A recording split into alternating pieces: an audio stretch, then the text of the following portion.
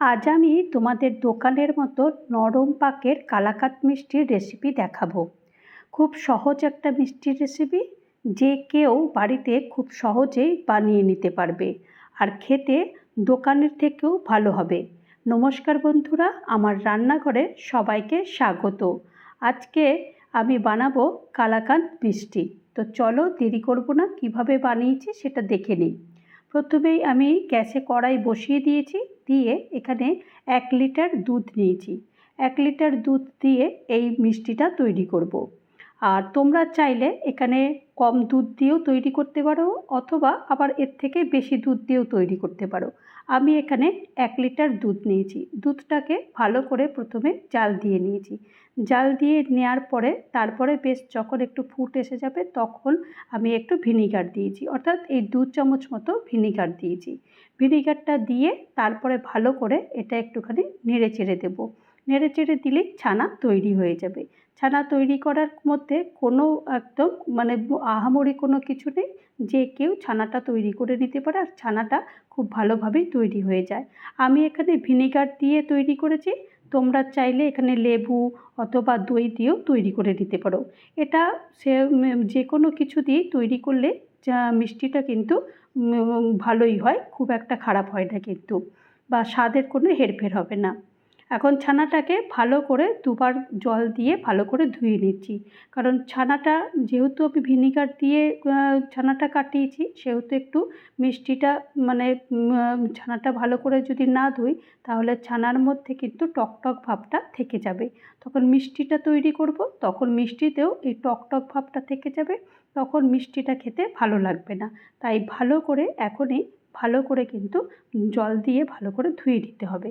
ধুয়ে নেওয়ার পরে তারপরে এইরকম ভালো করে চেপে চেপে এটাকে যতটা জল আছে সব জলটা বের করে দিতে হবে। তোমরা চাইলে যদি সময় থাকে তোমাদের কাছে তাহলে এটা একটা কাপড় দিয়ে টাঙিয়েও রেখে দিতে পারো, জলটা সব বেরিয়ে যাবে। আমি এখানে একটু টাইম নেই আমার কাছে, তো সেই কারণে আমি এটাকে এইভাবেই ছানার থেকে জলটা বের করে নিয়েছি। একটা প্লেটে ছানাটা নিয়ে নিয়েছি। ছানাটা নিয়ে নেওয়ার পরে এখানে আমি 3 চামচ মতো চিনি দিয়েছি। চিনিটা তোমরা তোমাদের স্বাদের অনুযায়ী দিও। যদি তোমরা ভাবো যে এর থেকে একটু বেশি মিষ্টি খাবো তাহলে তোমরা এর থেকে বেশি মিষ্টি দিতে পারো। তবে কালাকাঁদ মিষ্টি তো বেশি কিন্তু মিষ্টি দেয় না, একটু কম মিষ্টিই লাগে কালাকাঁদ মিষ্টিতে। তো সেই কারণে আমি একটু কম মিষ্টিই দিয়েছি। তবু তোমাদের যদি মনে হয় যে মিষ্টিটা কম হয়েছে তাহলে একটু বাড়িয়ে দিতে পারো। এখন আমি এটাকে ভালো করে একটু মেখে নেব। এমনভাবে মাখবো যাতে করে চিনিটা একদম গলে যায়। আর আমার এই পাত্রটা যেটা নিয়েছিলাম সেটা না অনেকটা ছোট হয়েছিল, মাখতে একটু অসুবিধা হচ্ছিল। সেই কারণে আমি একটা বড় প্লেট নিয়ে নিয়েছি। বড় প্লেটের মধ্যে বেশ এই রকম করে ভালো করে মেখে নিচ্ছি, যাতে করে ছানাটাও একদম মোলায়েম হয়ে যায় আর চিনিটাও খুব সুন্দর গলে যায়। দেখো মাখতে মাখতে কিন্তু একদম চিনি গলে গেছে আর ছানাটা একদম মোলায়েম হয়ে গেছে। তো ঠিক এই রকম অবস্থাতেই যখন হবে তখন এটাকে রেখে দিতে হবে। তো এখন এর থেকে বেশি আর মাখবো না, তো এখন এটাকে সাইডে আমি এখন রেখে দেব। আর এখন একবার গ্যাসে কড়াই বসিয়ে দিয়েছি, অন্য একটা কড়াই দিয়েছি আর একটা বড় দেখেই কড়াই নিয়েছি। নিয়ে নেওয়ার পরে আমি এখানে 1 কাপ মতো দুধ নিয়েছি আর 1/2 কাপ মতো এখানে মিল্ক পাউডার নিয়েছি। নিয়ে নেওয়ার পরে তারপরে এটাকে ভালো করে জাল দেব।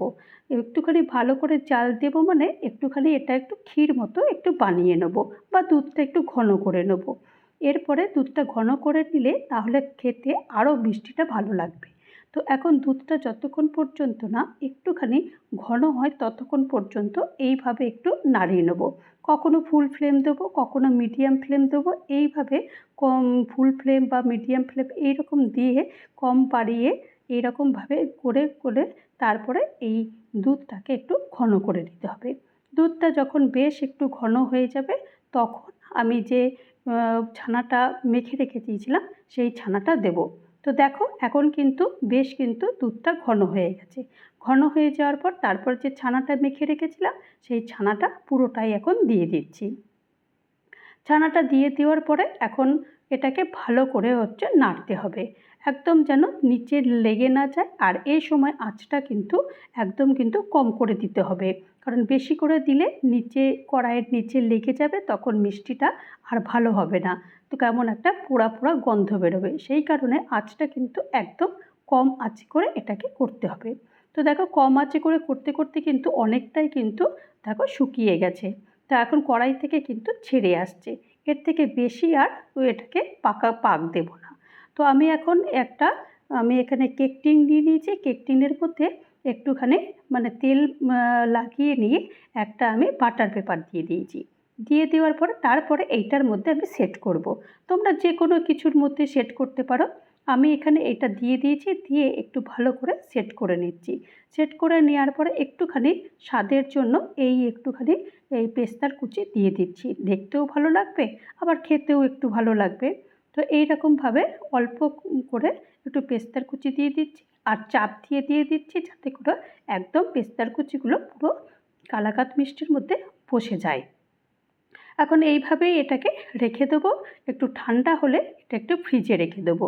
ফ্রিজে রেখে দিলে ঠান্ডা ঠান্ডা মিষ্টি খেতে বেশ ভালোই লাগে। ফ্রিজ থেকে বের করে এনেছি, দেখো একদম সুন্দরভাবে এটা সেট হয়ে গেছে। এখন আমি এটাকে এইভাবে তুলে নেব। এই বাটার পেপারটা দিয়েছি বলে খুব সুন্দরভাবে এটা উঠে গেছে। আর এখন এটাকে ভালো করে এটাকে কেটে নেব। যে যেরকম পছন্দ সে সেরকমভাবে তোমরা কেটে নিতে পারো। আমি এইভাবেই কেটে নিচ্ছি, কারণ দোকানে যেরকম সাধারণত কালাকাঁদ মিষ্টির সাইজগুলো থাকে ঠিক সেরকমভাবেই করার চেষ্টা করলাম। কখনো হয়তো একটু ছোট বা কখনো বড় হয়ে যেতে পারে, একদম হয়তো ওদের মতন হয়তো হয় না, তবুও চেষ্টা করলাম একটু ওদের দোকানের মতোই একটুখানি সাইজগুলো তৈরি করবার জন্য। তো দেখো কত সুন্দর হয়েছে আর কত জালি জালি মতো হয়েছে, আর দেখতে কতটা সুন্দর হয়েছে। এখন এই দোকানের থেকেও যেন মনে হচ্ছে খুব সুন্দর হয়েছে। খেতে তো দুর্দান্তই হবে। আর সামনে তো রাখি বন্ধন আসছে, রাখি বন্ধনে তোমরা এই মিষ্টিটা বানিয়ে নিতে পারো, দোকান থেকে আর তোমাদের কিনে খেতে হবে না। তো তৈরি হয়ে গেল আমার কালাকাঁদ মিষ্টি। এই কালাকাঁদ মিষ্টির রেসিপি যদি তোমাদের কারোর ভালো লাগে তাহলে অবশ্যই একটা লাইক করো, কমেন্ট করো, পারলে আমার চ্যানেলটা সাবস্ক্রাইব করে আমার পাশে থেকো। আর যারা নতুন বন্ধু হয়ে আমার চ্যানেলে ভিজিট করেছো তাদেরকে অজস্র ধন্যবাদ। আর যারা এখনও পর্যন্ত আমার চ্যানেলটা সাবস্ক্রাইব করোনি তাদেরকে অনুরোধ করব চ্যানেলটা সাবস্ক্রাইব করতে। ভালো থেকো, সুস্থ থেকো, নমস্কার।